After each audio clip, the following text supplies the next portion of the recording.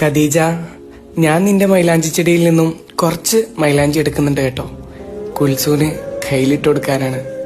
ഉമ്മാനെ കാണണം എന്ന് പോയി പറയുമ്പോൾ എനിക്ക് ഓളോട് പറയാലോ, 2 കൈയും മൂക്കിനോട് അടുപ്പിച്ച് കണ്ണടച്ച് ഉണർത്താൽ മതിയെന്ന്. അത് നിന്റെ ഉമ്മാന്റെ ഓണമാണെന്ന്. ആ പുസ്തകം അവസാനിപ്പിച്ചത് ഈ വരികളിലൂടെയാണ്. നിലക്കാത്ത സ്നേഹത്തിന്റെ മാതൃകയാണ്.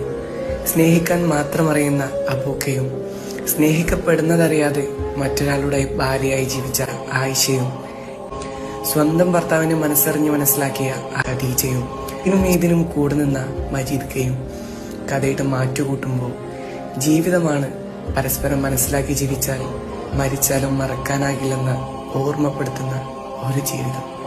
സത്യമെന്ന് തോന്നിയ ചില വരികൾ. സ്വർഗത്തിലും ഖദീജയെ വേണമെന്ന് ഞാൻ പടച്ചവനോട് പ്രാർത്ഥിക്കാറുണ്ട്. ഇപ്പോ ഞാൻ പടച്ചവനോട് സ്തുതിക്കുന്നു, നമ്മളെ ചേർക്കാത്തതിൽ, എന്നെ ഖദീജയോടൊപ്പം ചേർത്തതിൽ.